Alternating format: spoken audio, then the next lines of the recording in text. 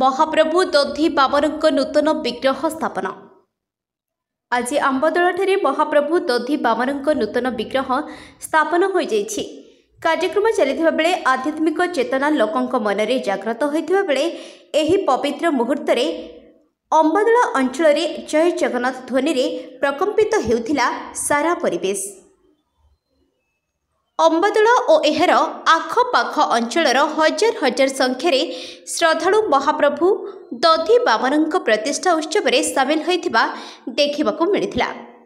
प्रकाश थाउ कि विगत 2 मास पूर्वर अंबादोला जगन्नाथ मंदिर रे एक अघटन घटी महाप्रभु दधी बामनଙ୍କ मूर्ति प्रतिमा निया लगी जाइथिला। अंबादोला दधी बामन कमिटी सदस्य ब्राह्मण समाज और पुलिस प्रशासन और ग्रामवासी उभय आलोचना पर श्रीक्षेत्र पुरी मुक्ति मंडपर परामर्शक्रमे पुरी जगन्नाथ मंदिर रे दधी बामनଙ୍କ नूतन विग्रहर प्राण प्रतिष्ठा करा जायथिला।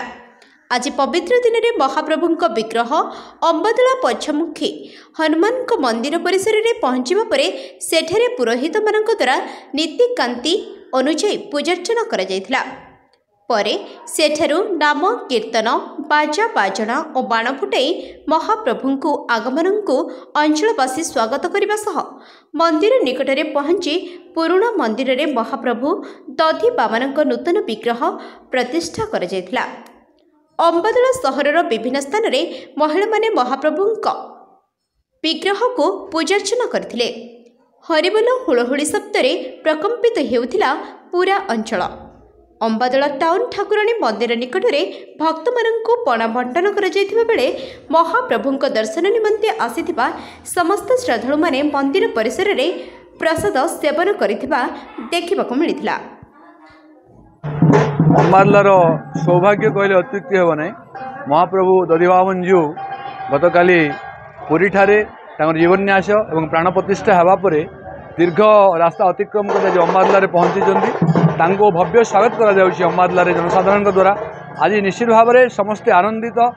अंबादोला अंचल कोण अनुकोण समस्ते आज आनंद रे विभोर हो उठी प्रभु को आगमन को आखि आगे रखी एवं ये कार्यक्रम दधी बामन जीव मंदिर पर्यंत जीव सिंहासन आरोहण कर प्रतिष्ठा कर उद्देश्य हूँ विगत दिन गोटे दुर्घटना कहले अत्युक्ति हेब नहीं।